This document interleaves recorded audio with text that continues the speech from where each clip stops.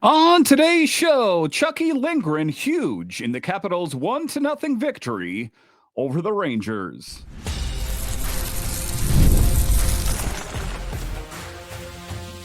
Your Locked On Capitals, your daily podcast on the Washington Capitals. Part of the Locked On Podcast Network. Your team every day. Well, hello and welcome into this edition of Locked On Capitals, part of the Locked On Podcast Network, your team every day. My name is Dan Holme. I've covered the Capitals for the past 3 seasons for Locked On and various other outlets before that. I'm also the host of the weekly show called The Capitals Minutecast, available wherever you find your podcasts. And as always, I want to thank you for making this your first listen of the day. Today's episode is brought to you by our friends at FanDuel. Download the FanDuel app now by visiting FanDuel.com and win $300 in bonus bets if your first $5 bet wins. So in this edition of Locked On Capitals, we talk about the big weekend for the Capitals as they win both of their games. I'm talking about the game versus the Islanders, a 4-2 victory. And last night, Chucky Sideburns, the outlaw, instrumental in the Capitals' big 1-0 victory. I'll talk about that a bit later. We'll talk about who is Tom Wilson. I think it's clear and easy to see that he is a different player than he was when he first entered the league. What kind of Tom Wilson do we see right now? But just to get it going here, we're talking about the game last night, Sunday night. Wow, what a victory. And you take a look at it, neither team played poorly. Charlie Lindgren, who reprised his role as Superman, just swooped in there. I'm talking about the really big save in the game. You know, the one I'm talking about, I believe was Zibanejad, shot the puck there, and the glove, it was vintage. It had Holtby-esque vibes surrounded it, I guess is what I'm going to say. But on the other end as well, Quick was dialed in. And at the end of the day, it was Anthony Beauvillier tipping an Alex Ovechkin shot, and that was good enough. The Capitals skate away with a 1-0 victory. So we'll talk about that here first. A little bit later, I'll talk about the game over the Isles, but a nice victory. And to be able to win a game, 1-0 speaks volumes of your netminder, and it speaks volumes about the team in general. And their confidence level in Chucky, that if they make a mistake, that he is going to bail them out. And well, Chucky had to do that. So let's dive into that in the first segment of today's show. And Charlie Lindgren in net, man, he was unbelievable.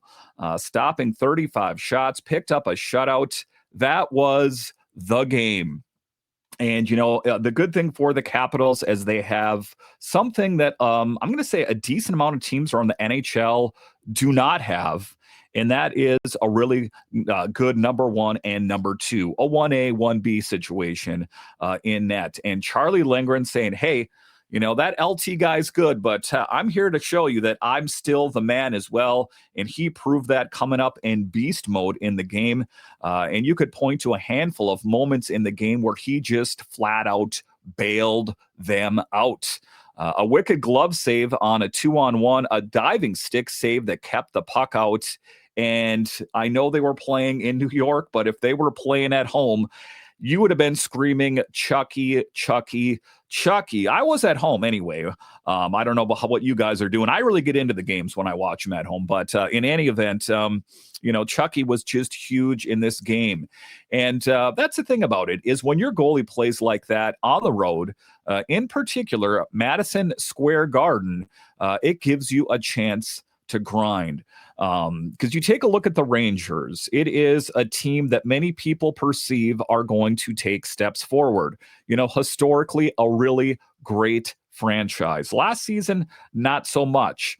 But they're finding a way. And I was listening to the host of Locked On Rangers, and he goes, I'm fine with the Rangers game, and all things considered, a 1-0 loss. It's not like the Rangers did a lot wrong. It's just what Charlie Lindgren and the Capitals did right. But as far as Chucky coming up huge in enemy territory in New York at Madison Square Garden, they love their Rangers. Well, the Capitals did that.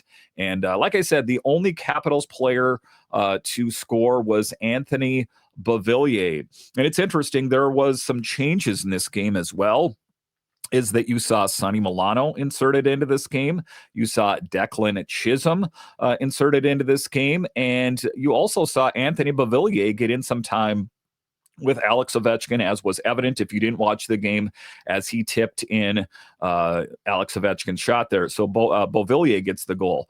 But wow, what a game. I'm feeling pretty good. I'll talk about a little bit later here that there are still some things that they need to work on.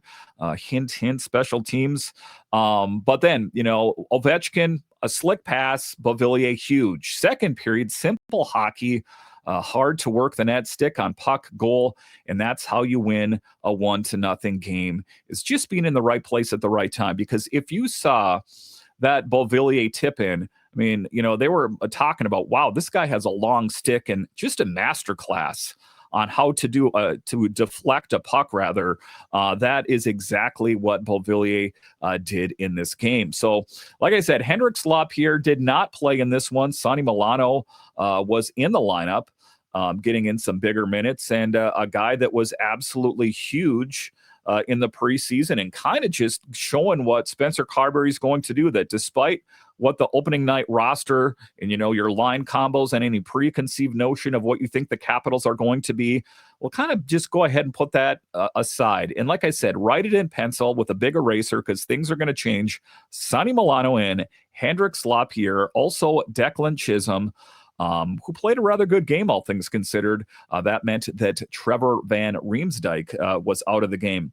And that's the move the staff made before the puck drop. So what did these tweaks do? They gave the team some depth, energy. And I really like, to circle back, I like the chemistry with Beauvillier playing with Alex Ovechkin, and we saw, Beauvillier playing on the first line last season. That is something I think deserves another look. So it'll be interesting to see how the lines and everything get drawn out in the next game. But all things considered, I like what I saw. McMichael got a look at the center position. I'm not saying that Hendrix Lapierre did anything wrong, but what I am saying is that Spencer Carberry is going to try to put the best lines out there as possible.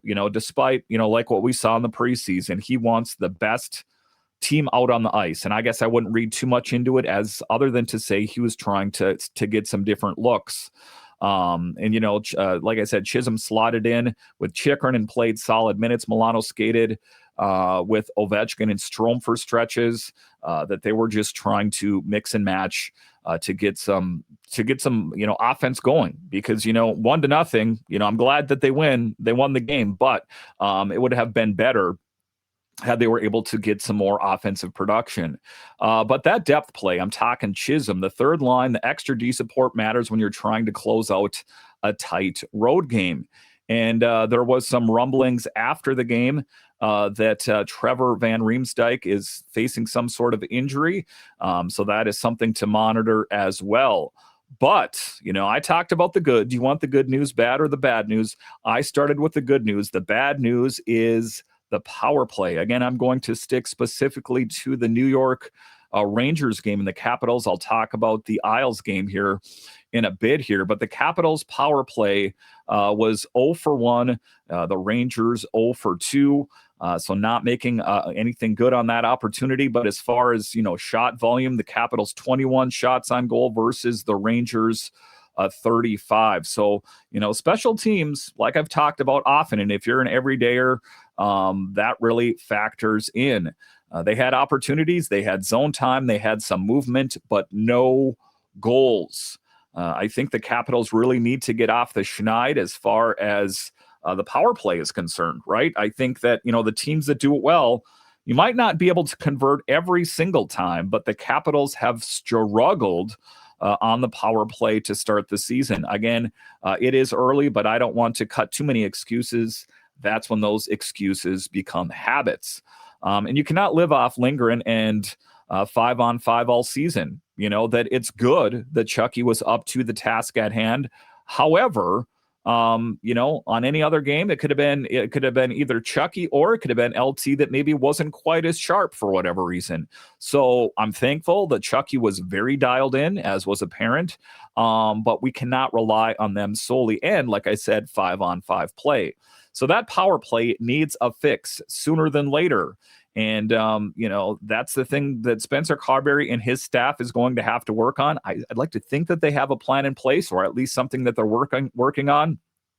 But quite a way for the Capitals to win in a building like MSG that is chaotic, it's loud, and to come away from that game with 2 points and a 1-0 victory that I don't want to magnify what went wrong too much and bury the lead here, that the Capitals won 2 games over the weekend. That is the story that I want to cling to. And just keep in the back of my mind, in the back of your mind as well, is that there are some things that they need to work on, right? As any team does. But, for the Capitals to pick up 2 nice wins over the weekend, they need some work. That is key here. Not that the roster is perfect, but that's the kind of results you get in October to build confidence, is picking up wins. And so that's a good thing for the Capitals. And what I'm going to talk about here next, as the Capitals earlier game over the Isles, another game where the Capitals showed up to play. I'm talking Alexei Protas. So what did we notice in the game versus the Isles? Alexei Protas came out to play. Ryan Leonard scored his first goal of the season. I'll discuss all of that and much more straight ahead.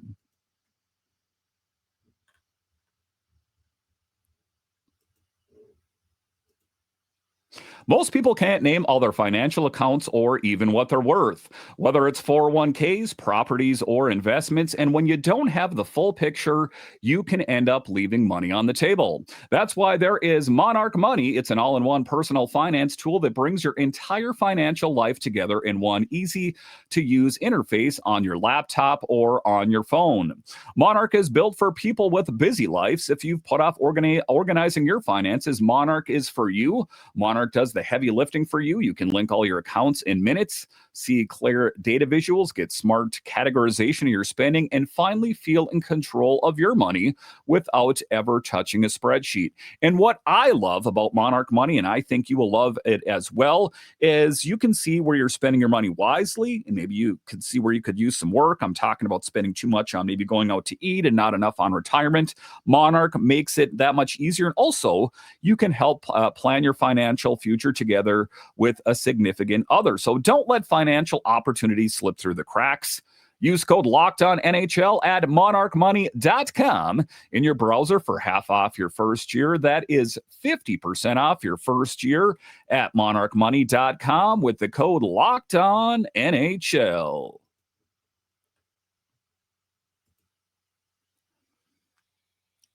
All right, welcome back into this edition of Locked On Capitals, part of the Locked On Podcast Network, your team every day. You can find me on Twitter. It's at DanCaps218. You can find the show on Twitter. It's at Locked On Caps. So keeping the positive vibes going around in this episode. Thank you for sticking with me. Here's still a lot to unpack as the Capitals played 2 really great games over the weekend. In the first segment, I talked about the 1-0 victory over the Rangers. In segment 2 here, we're talking about the nice victory over the Islanders and Alexei Protas. Wow. That's all I can say about it. And listening to the players and the superlatives that surround him, that, if this is just the tip of the iceberg of what we have seen from Alexei Protas this season, wow, that's I guess all I can say about it right now is wow. You take a look at that game. The Islanders outshot the Capitals 36-29, and the Capitals went 0 for 2 on the power play. Those are the things to work on. The positivity in the game. Faravari finds the net. Protas 2 goals. Ryan Leonard scores his first goal of the season here. So there is a lot of excitement, and I think it's kind of a slow build. They're kind of working out the rust. Like I talked about, the first loss of the regular season against the Bruins, I think that, some people were ready to push the panic button. But what I think we're starting to see here is just the Capitals kind of just finding their groove, the line combos that work, and shaking off some of that rust. So let's talk about the game at UBS, Capitals versus Islanders. And this one was an offensive statement. Kind of a dichotomous game in comparison to the other game, as it was just a 1-0 victory. This game, the offense came out to play in a 4-2 victory over the Isles. Alexei Protas, like I said, 2 goals, big night. He was going to the net. He was finishing. He played like a power forward that night, net front, on the rebound, in transition. He was the complete package as far as a forward is concerned. And, there was some questions, around people, and I get this question asked me quite a bit is, a lot of the Capitals players put up record numbers last year. Can they duplicate that?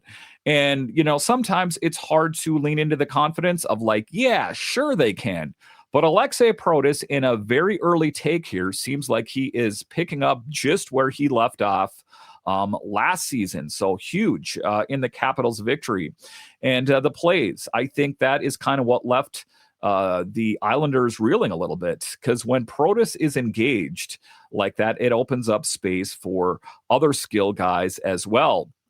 And, one guy that I'm feeling really good about is Ryan Leonard. His first goal this season, and his first NHL goal with a goalie in the net was huge for him. And the thing about Ryan, before he scored the goal, the frustration on his face when he's sitting on the bench is just, you can just see it. It radiates off of him, because this is a guy that is used to knocking it out of the park, has, back-to-back 30-goal seasons with Boston College, knocked it out of the park on the international stage, that I don't think Ryan Leonard is used to struggling. And that's one of the things that Spencer Carberry talked about as well. I've talked about on the show as well, if you're an everydayer, is that you got to learn how to fail. And not everything is just going to be a shot, that goes straight up to the moon. Sometimes you're going to have to find your groove, because some of the best players in the league have struggled. Think of Ovechkin a couple seasons ago and that slow start to the season that he had, that I'm hoping now with Ryan Leonard, now that he has a goal under his belt, that he can kind of build from that, some swagger a little bit, because I think that is huge. Because what we saw from him, nice clean finish, and you could see the emotion. You could tell it was a huge moment for him. First ones have a way of kind of like, freeing up that mental logjam, if you will. Like, when's it going to happen? I've played this amount of games and nothing's happened. Now I think that is huge. Because I think this moment might be the one that helps him with confidence the next time he gets a tough shift. But all things considered, looked really well. The team looks sharper overall in that game as well. Better transition speed, more purposeful passing, and more bodies to the net. So it seems like the memo that no doubt Spencer Carberry, with his team, maybe read him a bit of the riot act, that we need to see a whole lot more from you, that we saw that. We saw the players stepping up big, Faravari, Protas, and Ryan Leonard, just huge offensive outpouring, all things considered. They finished their chances. That's the difference from night to night. That, in certain nights, it's more of a decisive victory. And I don't want to say it was a blowout, but a 4-2 victory is a nice victory over the Islanders. Those are nicer victories, but also the Capitals finding a way, to win the more skilled, tightly contested matches. I'm talking about the Rangers. This is showing the growth from this team, because what we saw out there, generating high danger chances, they finished their chances, and the difference from night to night.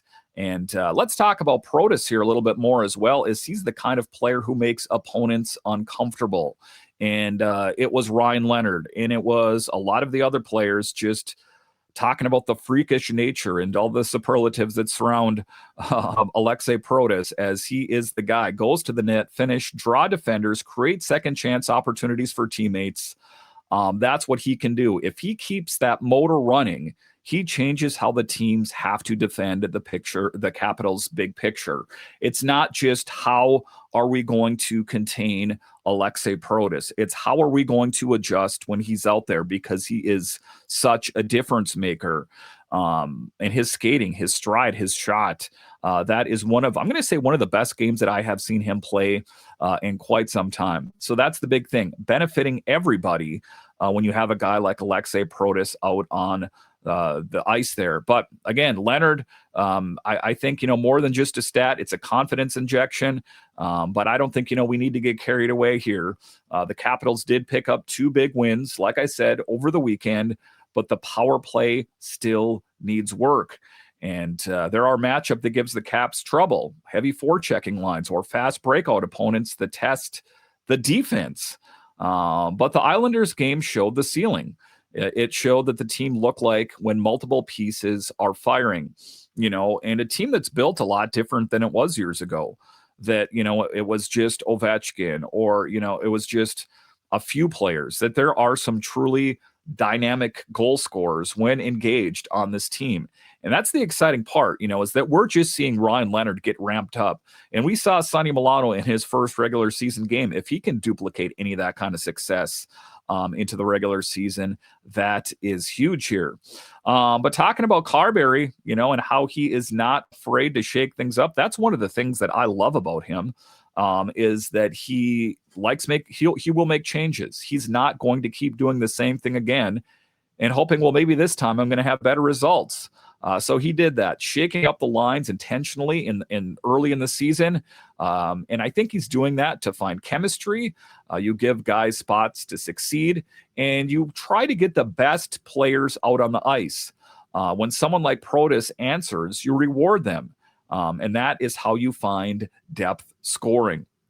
And just putting your aces in your places, right? That sometimes a player does not play so well with a certain line, but you put them on a different line, Anthony Beauvillier, for example, in the last game. I think that was, we have seen some chemistry there with Ovechkin as well. That is something that is going to be interesting to watch. But think about the narrative arc here for a moment. You win one night you win 1-0 behind elite goaltending. The next, or the first night, you score 4 and look for more, like a team that can create. So like I said, it was kind of the best of both over the weekend, that you saw the Capitals find a way to shut the door against the Rangers in a closely contested match, and you found a way to play more freely, just kind of air it out, let Alexei Protas do his thing, and kind of just see the offense on demonstration. So that was one heck of a weekend, all things considered. Like I said, I'm feeling good.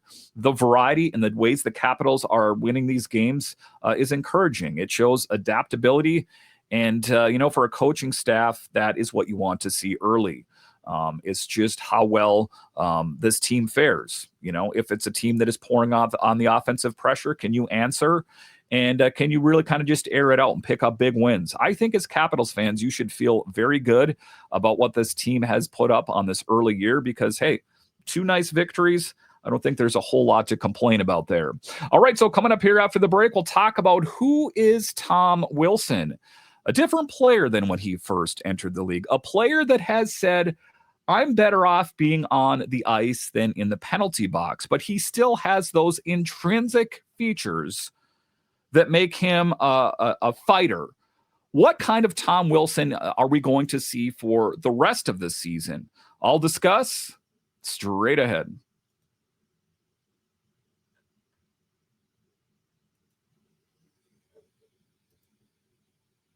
The NFL season is here, and FanDuel has an offer that you do not want to miss. Right now, new customers can bet just $5 and get $300 in bonus bets if you win.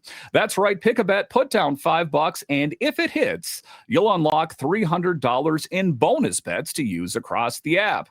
I love how using FanDuel gives me so many different ways. I've built parlays, tried player props, and even followed the live lines during the game.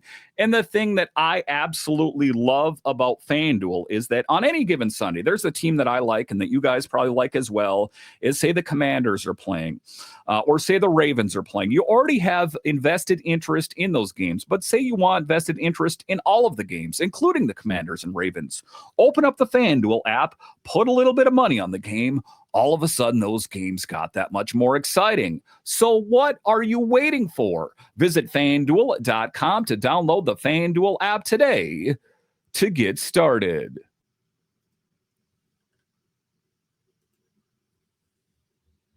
All right, welcome back into this edition of Locked On Capitals, part of the Locked On Podcast Network, your team every day.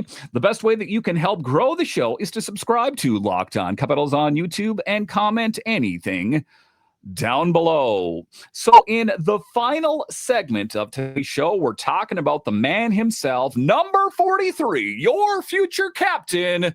Let's hear it for Tom Wilson.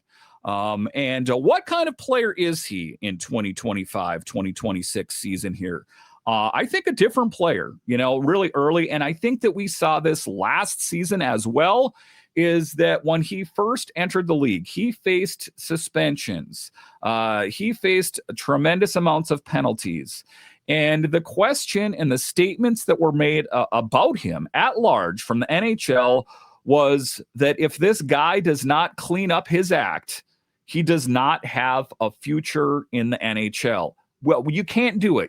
Think back to the Rangers game where Panarin was on his back and he threw him onto the ice and everything, all those big moments. Well, I think what we're seeing now is more of a mature Tom Wilson, that he will, fight if he has to. Say, you bump into him the wrong way, or you try to take advantage of a smaller, younger guy out on the ice, that you're going to have to answer to the sheriff, Tom Wilson. And make no mistake, he is the sheriff, the future captain of this team, the physical presence, the deterrent.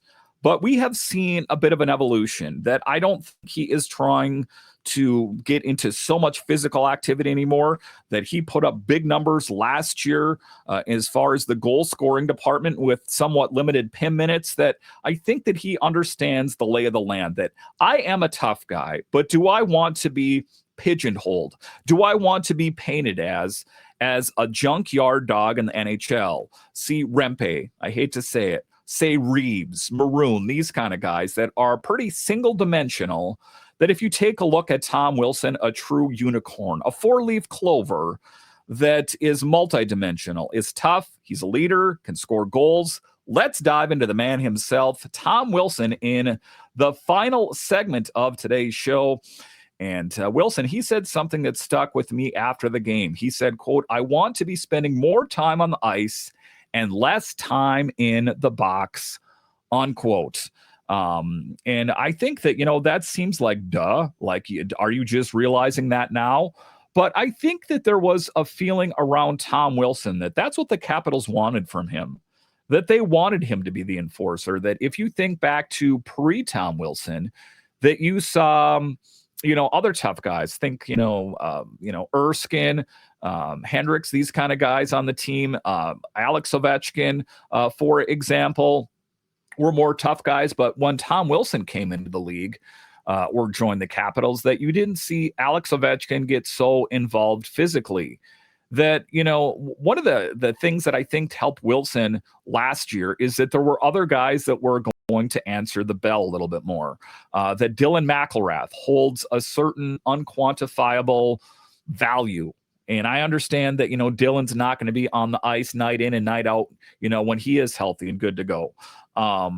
But, I think that the thing that was good about Dylan is that took some of that pressure off Tom Wilson, that I need to go out there and engage with every fourth line AHL call-up that wants to think they're tougher than me. So it's about picking your spots. And I think that ultimately the Capitals kind of need a guy on the team. I know you can't waste a roster spot for that, but I think that in kind of a way to not to sell Dylan McIlrath short, that's who he is. But Tom Wilson does understand the value that, hey, I'm a good goal scorer, and the numbers last year back that up.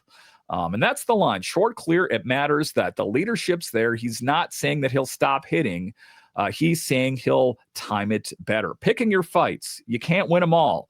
He wants to be the guy who sets the tempo without hurting the team with penalties, because one of the biggest knocks against Pierre-Luc Dubois last season was that he was good for the most part, but he spent too much time in the penalty box. And Tom Wilson, how many games are determined on another team's power play excelling and scoring goals when Tom Wilson's in the penalty box, or Pierre-Luc Dubois? So I think that is just, like I said, a smarter, wiser Tom Wilson. If he figures that out and it looks like he's trying, that'll be huge. Again, I think that he did that last year. Because you get the physical presence without the self-inflicted damage. That if there's a time that you just totally destroy a guy out on the ice, that, yeah, maybe there is a time that calls for a little bit of an answer, if you know what I'm trying to say. But you don't need to answer to the bell for everyone that's like, you're not tough, I'm tough. And, all of a sudden we're on the playground. Because you take a look at it, discipline from your leaders trickles down. And if Tom Wilson, as a matter of fact, wants to be the captain of the future, he's going to have leadership qualities, leadership vibes, that if your young players see that that's what I'm supposed to do is fight everyone that wants to fight me, that is going to be a team that's in disarray. Because if Wilson sets the tone, like I said, the younger guys emulate it. That creates a smarter, tougher team. So that's what we're looking at there. And like I say, I think that, Tom Wilson has learned that.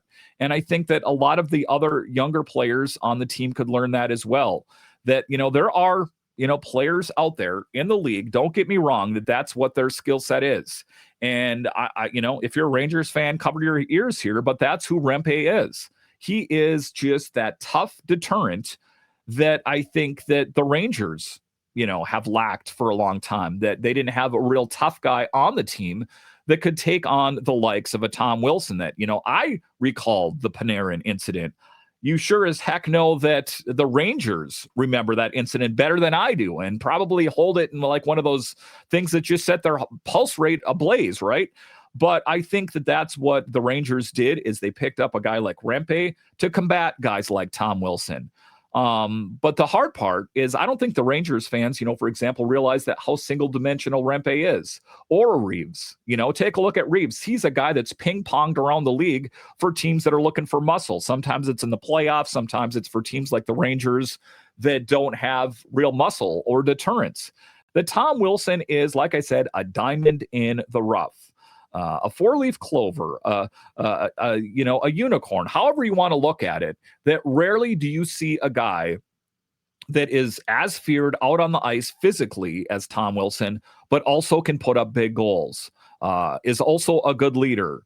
That I think that, as hard as it is, that this could ostensibly be, Alex Ovechkin's last year in the league, that you have a guy in the wings like a Tom Wilson that I think will fit flawlessly right into that leadership role. And even now, Alex Ovechkin says that, those guys kind of talk. And, Alex Ovechkin, of course, puts a lot of weight into Tom Wilson's opinion. So I guess what I'm trying to say is that is the evolution of Wilson, and kind of a logical evolution, a progression that, when you're younger, you got a lot of more that I'm going to show you, especially if, intrinsically you are a tough guy. Tom Wilson, his whole life, I don't think that he's changed his stripes, if you will. I think that probably in his whole life, that's how he's been. But now I think that, like I said, when he takes a look at the numbers, he's like, hey, I realize that I'm a better service to this team out on the ice than in the penalty box. All right, listen, I want to thank you for joining me on this edition of Locked On Capitals, your only daily year-round podcast covering the Capitals. And I want to thank all of you that listen on the audio side and watch this on YouTube. You are what makes this show successful. And now that the NHL season is going, for your second listen, check out the all-new Locked On NHL Game Night. Every game, every night, until a Stanley Cup champion is crowned.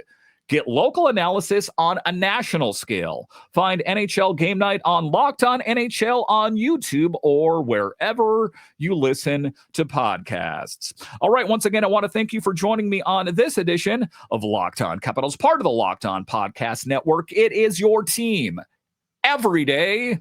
My name is Dan Holme, and I'll talk to you again next time.